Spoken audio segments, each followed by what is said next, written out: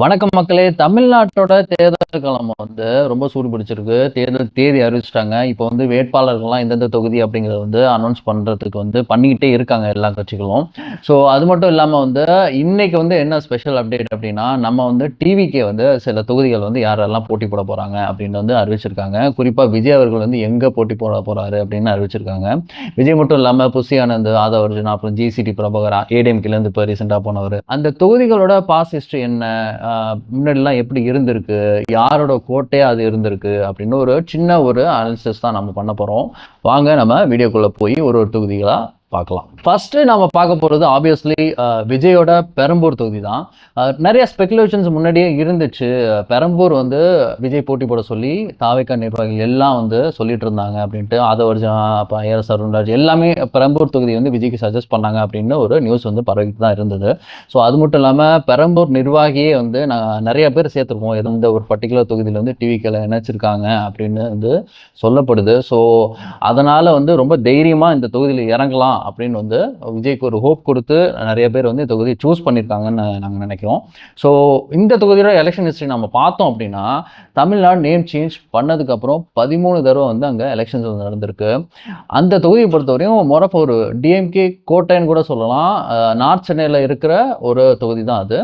அந்த தொகுதியை பார்த்தோம் அப்படின்னா 13 தடவை நடந்த எலெக்ஷன் 3 தடவை சிபிஎம் ஜெயிச்சிருக்காங்க, மார்க்சிஸ்ட் கம்யூனிஸ்ட் கட்சி ஜெயிச்சிருக்கு. 2 தடவை தான் ஏடிஎம்கே அங்கே ஜெயிச்சிருக்கு. ஆக்சுவலாக அந்த 3 தடவை மார்க்சிஸ்ட் கம்யூனிஸ்ட் கட்சி நின்னப்பையும் பார்த்தீங்க அப்படின்னா 2 தடவை ஏடிஎம்கே கூட்டணியில், ஒரு தடவை டிஎம்கே கூட்டணியில் ஜெயிச்சிருக்காங்க. ஸோ அங்கே மோராஃபா ஒரு DMK versus ADMK, DMK versus ADMK கூட நம்ம சொல்ல முடியாது. ஆக்சுவலாக லாஸ்ட் 2 டைம் ஜெயிச்சதையும் பார்த்தீங்க அப்படின்னா ரொம்ப கிட்டத்தட்ட 50,000 வாக்கு வித்தியாசத்தில் ஜெயிச்சிருக்காங்க. லாஸ்ட் 2 தடவையுமே டிஎம்கே ஜெயிச்சதுல அங்கே ஆர்டி சேகர் அப்படிங்கிறது தான் அங்கே போட்டி போட்டிருக்காரு. நாங்கள் ஆல்ரெடி சொன்ன மாதிரி அங்கே 2 தடவையுமே அவர் மோர் தென் 50,000 ஓட் டிஃபரன்ஸ்ல அங்கே ஜெயிச்சிருக்காரு அகைன்ஸ்ட் ஏடிஎம்கே பார்ட்டி. ஸோ விஜய்க்கு இந்த தொகுதி எப்படி இருக்க போகுது அப்படிங்கிறது ஒரு சென்னையை பொறுத்தவரையும் டிவிகேக்கு ஒரு நல்ல ஒரு வரவேற்பு இருக்குன்னு தான் எல்லாருமே சொல்லியிருக்காங்க. பட் இருந்தாலும் இந்த 50,000 வாக்கு அப்படிங்கிறது நம்ம ஸ்டில் நம்ம பார்க்க வேண்டியதாக தான் இருக்குது. டிஃபரன்ஸ் அப்படிங்கிறது ஒரு டஃப் ஃபைட்டு தான் விஜய்க்கு அங்கே இருக்க போகுது அப்படிங்கிறது தான் நாமும் நினைக்கிறோம். பார்ப்போம். நெக்ஸ்ட் வில்லிவாக்கத்தில் ஆதவ அர்ஜுனா போட்டி போட போகிறதா அறிவிச்சிருக்காங்க. வில்லிவாக்கத்தோட எலெக்ஷன் ஹிஸ்ட்ரி நம்ம பார்த்தோம் அப்படின்னா 11 தடவை அங்கே எலெக்ஷன்ஸ் நடந்திருக்கு.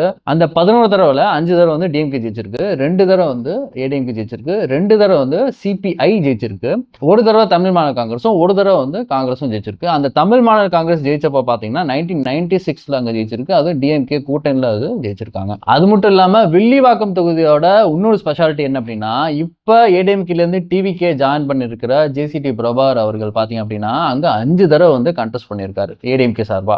அந்த 5 தடவைல 2 தடவை ஜெயிச்சிருக்காரு, 3 தடவை தோல்வியை தள்ளியிருக்காரு. அது மட்டும் இல்லாமல் போன தடவை இங்கே டிஎம்கே ஜெயிச்சதை பார்த்தீங்கன்னா ஜிசிடி பிரபாகர் அகேன்ஸ்டாக தான் ஜெயிச்சிருக்காங்க. ஆனால் வாக்கு வித்தியாசம் அப்படிங்கிறது ரொம்ப மேசிவாக இங்கே இருக்குது. ஆக்சுவலாக 38,000 வாக்கு வித்தியாசத்தில் இங்கே ஜெயிச்சிருக்காங்க. அதனால தான் என்னவோ இந்த தடவை ஜிசிடி பிரபாகருக்கு வில்லிவாக்கமோ குளத்தூரே கொடுக்காம 1000 விளக்கள் டிவிக்கே தள்ளி விட்டுச்சான்னு தெரியல. ஒரே கேண்டிடேட் அங்கே திரும்ப திரும்ப நிற்கல அப்படின்னாலுமே டிஎம்கேயோட வெற்றி வாய்ப்பு ரொம்ப பெருசாலாம் பாதிக்கப்படல சென்னையை பொறுத்தவரையும். ஓகே, நெக்ஸ்ட் வாங்க 1000 விளக்கு தொகுதியோட எலெக்ஷன் ஹிஸ்டரி நம்ம பார்க்கலாம். இது ஒரு விஐபி தொகுதினே சொல்லலாம். இப்ப கரண்ட் எம்எல்ஏ பார்த்தோம் அப்படின்னா அங்க எழிலன் நாகநாதன் தான் நிக்கிறாரு. அவர் கூட இப்ப ரீசெண்டா தக்குன்னு சொல்லாதீங்க அப்படின்ட்டு சொன்னதுக்கு விஜயுமே அவரை மென்ஷன் பண்ணி அஞ்சலியம்மாளோட பரம்பரை அவர் நமக்காக தான் பேசினாருன்னு சொல்லி பேசினவர் தான் அந்த எழிலன் நாகநாதன். அவர்கள் அவர் டாக்டராகவும் இருக்காரு. போனவரை குஷ்பு பிஜேபி சார்பா நின்று இருக்காங்க. அவங்க 2வது இடம் பிடிச்சிருக்காங்க. எழிலன் நாகநாதனுக்கும் குஷ்புக்கும் டிஃபரன்ஸ் பார்த்தீங்கன்னா 32,000 ஓட் டிஃபரன்ஸ் இருந்திருக்கு அங்கே. ஸோ இங்கே ஜேசிடி பிரபாகருக்கு வெற்றி வாய்ப்பு எப்படி இருக்கும் அப்படிங்கிறது உங்கள் பார்வைக்கு விட்டுறேன். ரொம்ப ஒரு டவுட்டான ஒரு தொகுதி தான் டிவிக்கே பொறுத்தவரையும். நெக்ஸ்ட் நான் பார்க்க போகிற தொகுதி டிநகர் தொகுதி. இந்த தொகுதியில் புசி ஆனந்த் அவர்கள் டிவிகே சார்பாக நிற்க போகிறார். ஸோ இந்த தொகுதியில் எலெக்ஷன் நம்ம பார்த்தோம் அப்படின்னா 13 தடவை தமிழ்நாடு நேம் சேஞ்ச் பண்ணதுக்கு வந்திருக்கு. அந்த 13 தடவையில் ஒரு 4 தடவை டிஎம்கேயும், 4 தடவை ஏடிஎம்கேயும், 4 தடவை காங்கிரஸும், ஒரே தடவை தமிழ் மாநில காங்கிரஸும் அங்கே ஜெயிச்சிருக்கு. சென்னையிலேயே ரொம்ப டஃப்பாக இருந்த தொகுதி டிஎம்கேக்கு டிநகர் தொகுதி தான். ஏன்னா லாஸ்ட் டைம் டிஎம்கே 300 வாக்குகள் வித்தியாசம், 300 சம்திங்கில் தான் அங்கே ஜெயிக்கவே செஞ்சிருக்கு ஆக்சுவலா. ஸோ இதனால வந்து டீனர் அப்படிங்கிறது வந்து ரொம்ப ஒரு டஃப் ஃபைட்டா இருக்கும். ஏன்னா டிவிகேவும் அங்க வந்து வாக்க பிரிக்கும் இல்ல மெயினா அங்க வாங்குறதுக்கும் வாய்ப்புகள் இருக்கும். ஸோ பேஸ்ட் ஆன் லைக் டிவிகேவோட ஓட்டர்ஸ் வந்து பிஹேவியர் எப்படி இருக்கோ அதை பொறுத்து வந்து வெற்றி வாய்ப்பு அப்படிங்கிறது யாருக்கு வேணாலும் இருக்கலாம் அப்படிங்கிறது தான் நம்ம இந்த தொகுதியை பொறுத்தவரையும் பார்க்க வேண்டியதா இருக்கு. இதுல நம்ம நோட் பண்ண வேண்டிய விஷயம் என்ன அப்படின்னா, மக்கள் நீதி மய்யம் சார்பா நின்ன பழக்கருப்பையா லாஸ்ட் டைம் டீனர்ல தான் நின்றுருக்காரு. அது மட்டும் இல்லாம 15,000 ஓட்டும் வாங்கியிருக்காரு. இப்போ மக்கள் நீதி மய்யம் டிஎம்கே கூட்டணியில இருந்தாலுமே அந்த 15,000 ஓட்டு வந்து டிஎம்கேக்கு வருமா அப்படிங்கிறது பெரிய டவுட் தான். ஏன்னா லாஸ்ட் டைம் வந்து டிஎம்கேக்கு மாற்று நினைச்சு தான் மக்கள் நீதி மய்யம்க்கு இவங்க ஓட்டு போட்டிருப்பாங்க. இந்த வாட்டி இவங்க ஒரே கூட்டணியில் இருக்கிறதால இதே ஓட்டு டிவிகேக்கு போறதுக்கான வாய்ப்புகள் வந்து இங்க நிறையவே இருக்கு. அந்த விதத்தில் பார்த்தா யார்ட் அட்வான்டேஜ் அப்படிங்கிறது இன்னும் பெரிய புதிராகவே இருக்கு இந்த தொகுதியை பொறுத்தவரையும். தேங்க்ஸ் ஃபார் வாட்சிங். இதோட இந்த வீடியோ முடியுது. வேட்பாளர் அறிவிக்க நாங்கள் வந்து ஒரு தொகுதி வாரியாக நாங்கள் வந்து வீடியோக்கள் வந்து போட போகிறோம்.